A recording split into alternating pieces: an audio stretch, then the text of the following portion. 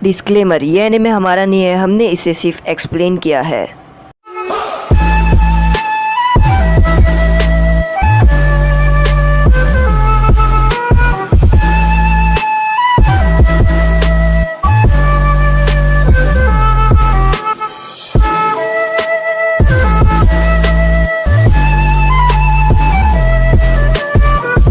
यहाँ पर जो लीव विलेज है उसमें भी यहाँ पर मैसेज पहुँच जाता है और शिजुने लेडी जुनाटी को मैसेज पढ़ के बताती है कि जो चारों कबर थी, जो गार्डियन निंजा की चारों कबर थी, वो चारों कबर चोरी हो चुकी है। और लेडी जुनाटी बोलती है कि ये बहुत ही ज़्यादा अजीब बात है, आखिर इसके पीछे है कौन और आखिर ये करना कौन चाहेगा।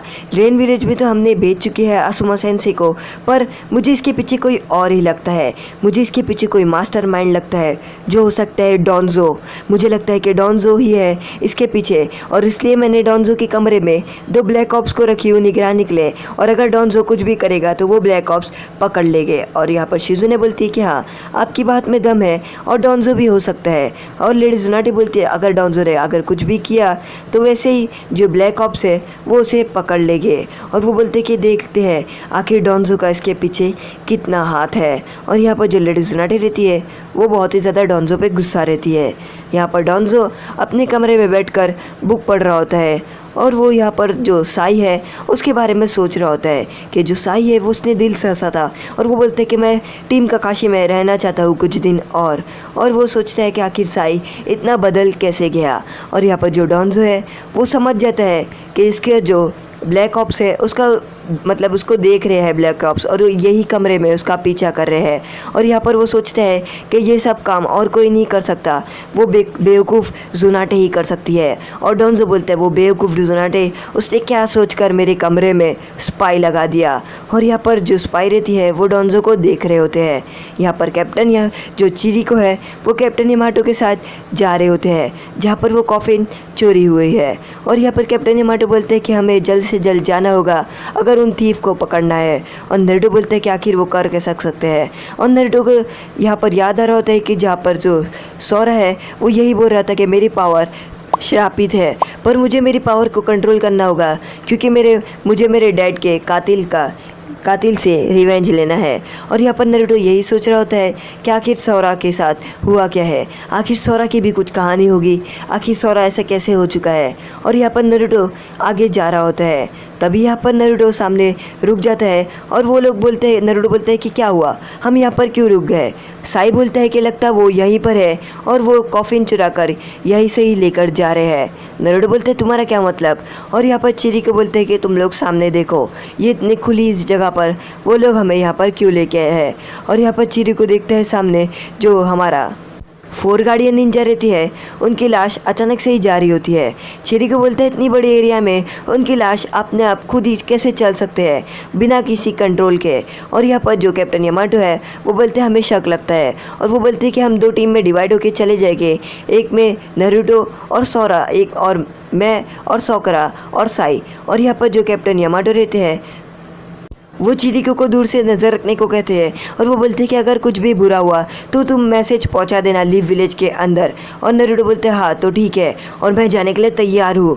और ये बोलने के बाद जो नारुतो रहता है वो खाई से जम मार देता है और वो अपने चाकरा की मदद से उतर रहा होता है। तभी यहाँ पर जो सोरा है ये वो भी उतर रहा होता है, और नारुतो सोरा को बोलता है कि हे रुक जाओ।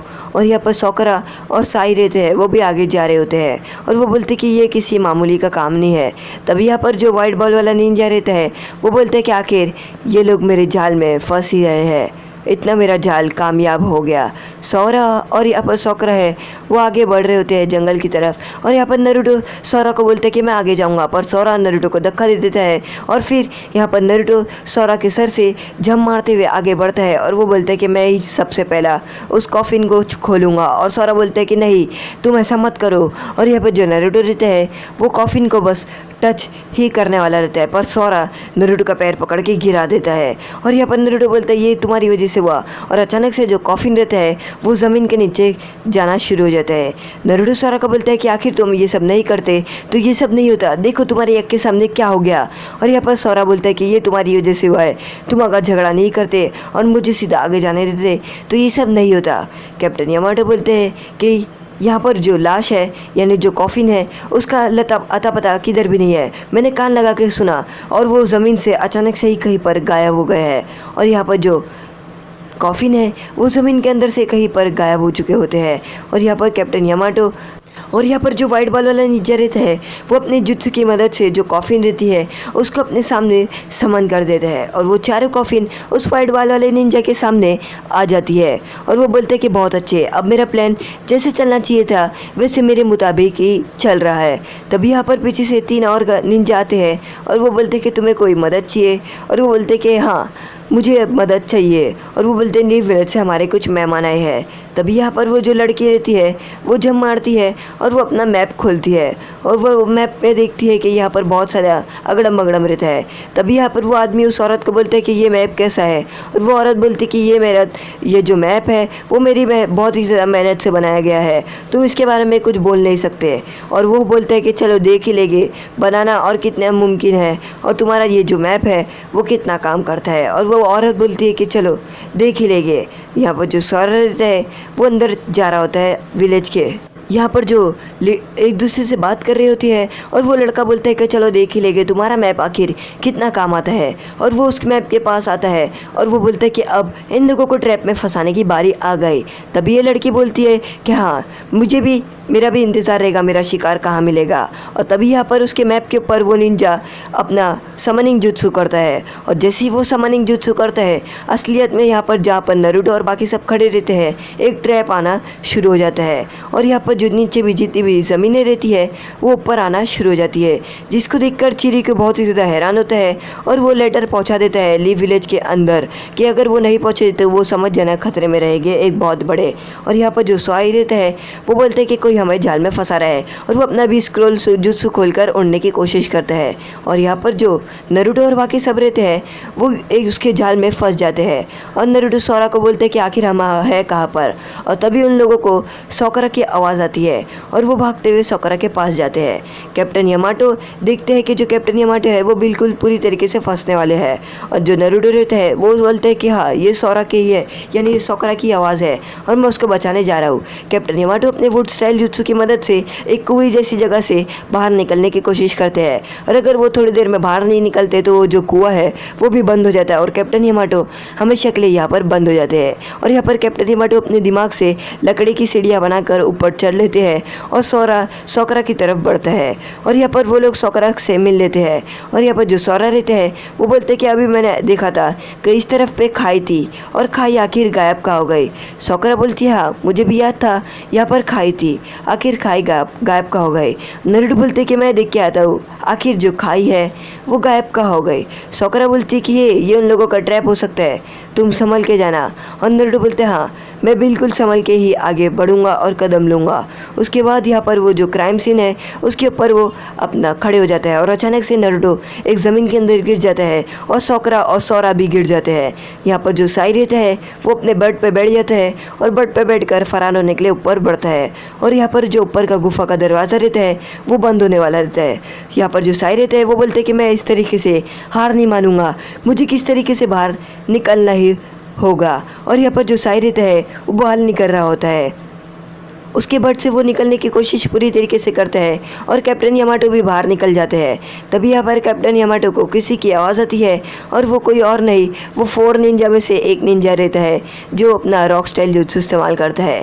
कैप्टन यामाटो बोलते हैं कि हे तुम यहाँ पर क्या कर रहे हो और तुम करना क्या चाहते हो। और वो बोलते हैं कि चलो देख ही लेंगे, मैं तुम लोगों को आगे लेके जाना नहीं चाहता हूँ। और कैप्टन यामाटो बोलते हैं आखिर तुम हो कौन।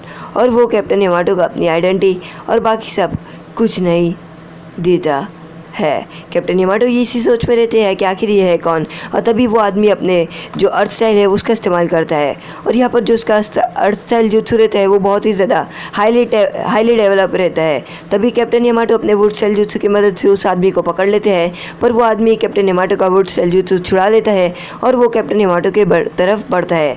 सोरा और यहाँ पर सोकरा एक जगह पर गिर जाते हैं और उनको खुद को नहीं पता रहता है कि आखिर वो है किस जगह पर। सोकरा बोलती है कि आखिर हम ही है कहाँ पर और हम नारुतो से बहुत ही ज़्यादा अलग हो गए। यहाँ पर नारुतो एक अलग जगह पर खंडर की जगह पर आगे बढ़ रहा होता है और तभी यहाँ पर उसको किस चीज़ की आवाज़ आती है। और वो बोलते हैं कि आखिर ये किस चीज़ है। और तभी यहाँ पर नारुतो के सामने से एक बड़ा सा पत्थर आ रहा होता है जो नारुतो को कुचलने वाला रहता है। और नारुतो उस पत्थर से बचने के लिए भागते हुए जा रहा होता है और वो बोलते हैं मैं इतना जल्दी नहीं मरूंगा। और उस पत्थर से बचने के लिए वो खुद ही मार देता है। और वो बोलते हैं कि आखिर ये जो भी कर रहा है वो यहीं पर है और मुझे पता है कि वो यहाँ पर बैठ कर अपना ट्रैप बिछा रहा है।